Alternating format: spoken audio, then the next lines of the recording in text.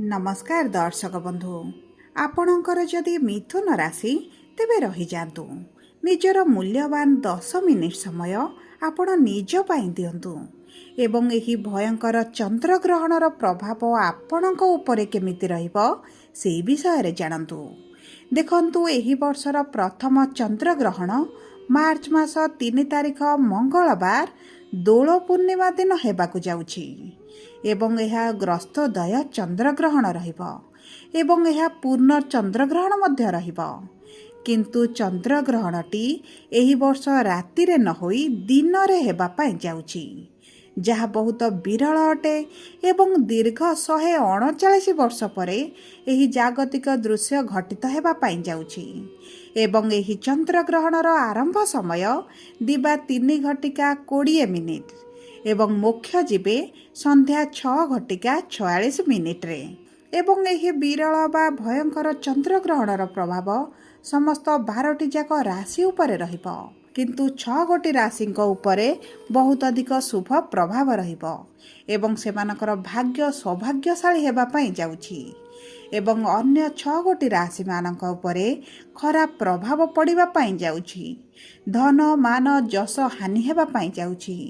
तेबे आपणकर राशिटी केउ 6टी राशिंक मध्यरे जाउछि ताहा जानिबा बहुत अधिक गुरुत्वपूर्ण।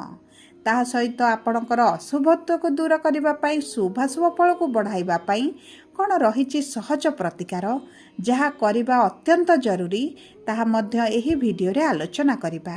सेतिपई आपण आम सह वीडियोर शेष पर्यंत जोड़ी होई रुहंतु। एबे आसंतु कार्यक्रमटी को आग को बढ़ाइबा किंतु वीडियोटी आरंभ करिबा पूर्वरु जदि आपणकर भी मिथुन राशि होई थाए एवं आपण भी ईश्वर को आंतरिक भक्ति एवं विश्वास करंती तेबे वीडियोटी को लाइक करंतु। कमेंट बॉक्स रे जय जगन्नाथ जय माँ लक्ष्मी अवश्य लिखि दियंतु। ता सहित आम सह जोगाजोग करिबा पई वीडियोर मध्य भाग रे एक व्हाट्सएप नंबर टी दिया जायछि जो नंबर साहाय्य आपण आम सह जोगाजोग करी निजर नूतन कुंडली प्रस्तुत करि परिबे कुंडली विश्लेषण कराई परिबे किंबा आपणकर चाकरी विवाह व्यवसाय प्रेम संपर्क शिक्षा स्वास्थ्य को नहीं किछि समस्या रहिछि ताहार सहजरे एवं स्वल्प मूल्य रे समाधान करि परिबे। सेथिपई आपण आम सह वीडियोर शेष पर्यंत जोड़ी होई रुहंतु एवं व्हाट्सएप नंबर माध्यम रे आम सह जोगाजोग करी खूब कम मूल्य रे आपणक समस्यार समाधान करंतु। एबे आसंतु कार्यक्रमटी को आग को बढ़ाइबा एवं जानिबा मिथुन राशिर व्यक्तिविशेषक जीवन रे ग्रहणर प्रभावटी केउ क्षेत्र गुड़ी को अधिक प्रभावित करिबा पई जाउछि।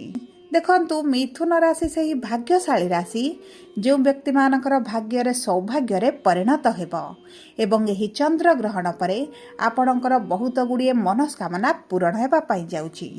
तेबे सर्वप्रथम जानिबा आपणकर स्वास्थ्यटी किभଳି रहिबो।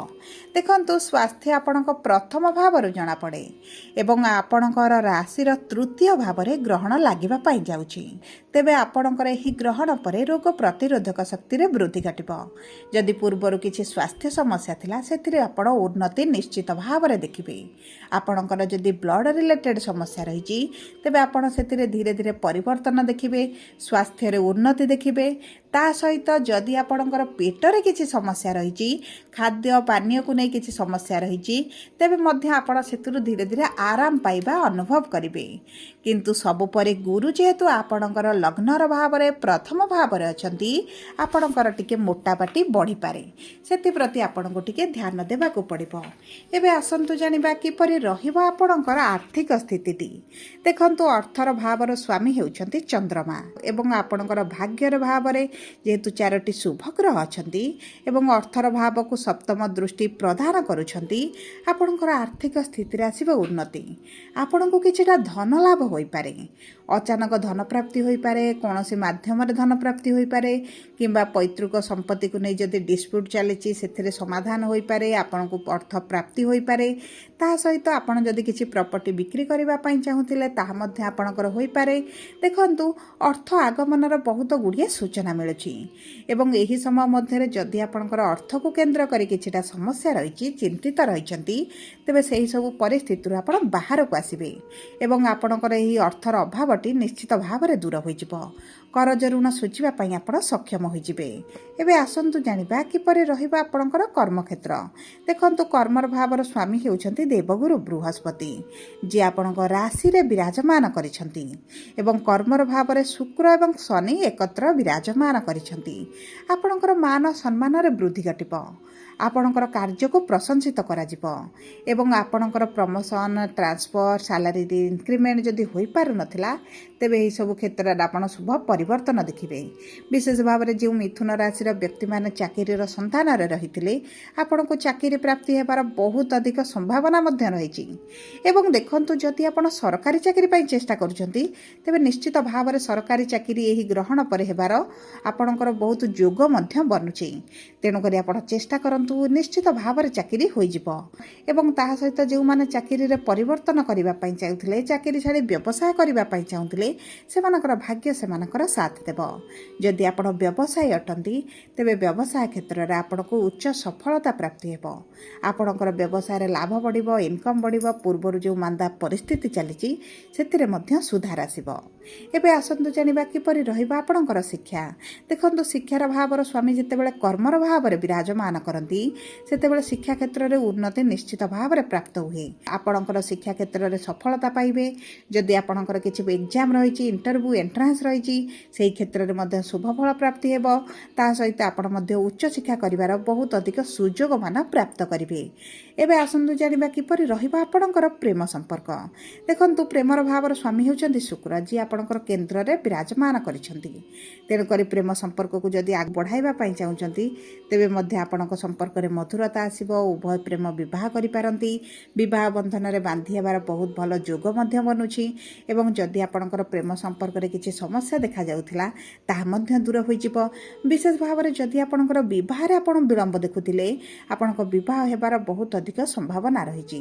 ଏବେ ଆସନ୍ତୁ ଜାଣିବା କିପରି ରହିବ ଆପଣଙ୍କର ବୈବାହିକ ସମ୍ପର୍କ। ଦେଖନ୍ତୁ, ଯେଉଁମାନଙ୍କ ବୈବାହିକ ସମ୍ପର୍କରେ ମଧୁରତା ନାହିଁ, ସମ୍ପର୍କରେ କିଛି ନା କିଛିଟା ସମସ୍ୟା ଚାଲିଛି, ତେବେ ସେହି ସମସ୍ୟା ଗୁଡ଼ିକ ଆପଣଙ୍କର ଦୂର ହୋଇଯିବ। ଆପଣଙ୍କ ସମ୍ପର୍କରେ ମଧୁରତା ଆସିବ। ଆପଣଙ୍କ ସାଥୀଙ୍କ ଭାଗ୍ୟରେ ବଡ଼ ପରିବର୍ତ୍ତନ ଆସିବ। ଯଦି କିଛି ନୂତନ ଭାବରେ କରିବା ପାଇଁ ଚାହୁଁଛନ୍ତି, ତେବେ ତାଙ୍କୁ ସେଥିରେ ସଫଳତା ପ୍ରାପ୍ତି ହେବ। ଉଭୟ ମିଶି କୌଣସି ଏକ ବଡ଼ ନିଷ୍ପତ୍ତି ମଧ୍ୟ ନେଇପାରନ୍ତି। ଯଦି ଆପଣ ସନ୍ତାନ ପ୍ରାପ୍ତି ପାଇଁ କିଛି ପ୍ଲାନିଂ କରୁଛନ୍ତି, ତେବେ ମଧ୍ୟ ଆପଣଙ୍କୁ ସନ୍ତାନ ସୁଖ ପ୍ରାପ୍ତି ହେବ। ଦେଖନ୍ତୁ, ଏବେ ଆସନ୍ତୁ ଜାଣିବା ଆପଣଙ୍କର ଭାଗ୍ୟ କିଭଳି ରହିବ। ଦେଖନ୍ତୁ, ଭାଗ୍ୟର ଭାବର ସ୍ୱାମୀ ହେଉଛନ୍ତି ଶନି, ଯିଏ କେନ୍ଦ୍ରରେ ବିରାଜମାନ କରିଛନ୍ତି। ତେଣୁକରି ଭାଗ୍ୟ ଆପଣଙ୍କର ସାଥ ଦେବ। ଯଦି ଆପଣଙ୍କର ଭାଗ୍ୟ ଭରସାରେ କିଛି କାର୍ଯ୍ୟ କରିବେ, ତେବେ ଆପଣଙ୍କୁ ତ ନିଶ୍ଚିତ ଭାବରେ ସଫଳତା ପ୍ରାପ୍ତି ହେବ ଏବଂ ଆପଣଙ୍କର ଭାଗ୍ୟ ଆପଣଙ୍କ ଠାରୁ ଦୁଇ ପାଦ ଆଗରେ ରହିବ। ଏହି ସମୟ ମଧ୍ୟରେ ଯଦି ଜମି, ଭୂମି, ଯାନ, ବାହନ କିଛି କ୍ରୟ କରିବା ପାଇଁ ଚାହୁଁଛନ୍ତି, ତେବେ ଅତି ଉତ୍ତମ ଫଳ ଆପଣଙ୍କୁ ପ୍ରାପ୍ତ ହୋଇଯିବ। ଦେଖନ୍ତୁ, ଏହି ଗ୍ରହଣର ପ୍ରଭାବ ଆପଣଙ୍କ ପାଇଁ ବହୁତ ଅଧିକ ଶୁଭଦାୟକ ରହିଛି। ସବୁ ପରେ ଅଶୁଭତ୍ୱକୁ ଦୂର କରିବା ପାଇଁ, ଶୁଭାଶୁଭ ଫଳକୁ ବୃଦ୍ଧି କରିବା ପାଇଁ ଆପଣ ଏହି ଗ୍ରହଣ ସମୟରେ ମହାମୃତ୍ୟୁଞ୍ଜୟ ମନ୍ତ୍ର ପାଠ କରନ୍ତୁ କିମ୍ବା ବିଷ୍ଣୁ ସହସ୍ର ନାମ ପାଠ କରନ୍ତୁ କିମ୍ବା ଶ୍ରବଣ ମଧ୍ୟ କରିଲେ ଆପଣଙ୍କ ପାଇଁ ଭଲ ରହିବ। ତାହା ସହିତ ଗ୍ରହଣର ପରବର୍ତ୍ତୀ ଦିନ ସୂର୍ଯ୍ୟଙ୍କୁ ପ୍ରାତଃ ସମୟରେ ଜଳ ଅର୍ପଣ କରିବା ସହିତ ସୂର୍ଯ୍ୟଙ୍କର ଆଦିତ୍ୟ ହୃଦୟ ସ୍ରୋତ ପାଠ କରନ୍ତୁ। ମହାଦେବଙ୍କର ପୂଜାର୍ଚ୍ଚନା କରନ୍ତୁ। ଆଗାମୀ 45 ଦିନ ପର୍ଯ୍ୟନ୍ତ ପ୍ରତିଦିନ ହନୁମାନ ଚାଳିସା ପାଠ କରନ୍ତୁ ଏବଂ କୁକୁରମାନଙ୍କୁ ଖାଦ୍ୟ ଦେବା ପାଇଁ ଚେଷ୍ଟା କରନ୍ତୁ। ତାହା ସହିତ ଗୁରୁବାର ଦିନ ହଳଦୀ ରଙ୍ଗର ଖେଚୁଡ଼ି ବନାଇ ଛୋଟ ପିଲାମାନଙ୍କ ମଧ୍ୟରେ ବାଣ୍ଟି ଦିଅନ୍ତୁ। ଆପଣଙ୍କୁ ବହୁତ ଅଧିକ ଶୁଭ ଫଳ ପ୍ରାପ୍ତି ହେବ। ଯଦି ଆପଣଙ୍କର ମିଥୁନ ରାଶି ହୋଇଥାଏ, ଭିଡ଼ିଓଟି କିଭଳି ଲାଗିଲା କମେଣ୍ଟ ବକ୍ସରେ ଲେଖି ଜଣାନ୍ତୁ। ଯଦି ଆପଣଙ୍କ ପ୍ରିୟଜନଙ୍କର ମିଥୁନ ରାଶି ହୋଇଥାଏ, ଭିଡ଼ିଓଟି ତାଙ୍କ ସହିତ ସେୟାର କରନ୍ତୁ। ଯଦି ପ୍ରଥମ ଥର ଆମ ଚ୍ୟାନେଲକୁ ଆସିଛନ୍ତି, ଚ୍ୟାନେଲଟିକୁ ସବସ୍କ୍ରାଇବ୍ କରନ୍ତୁ। ଧନ୍ୟବାଦ।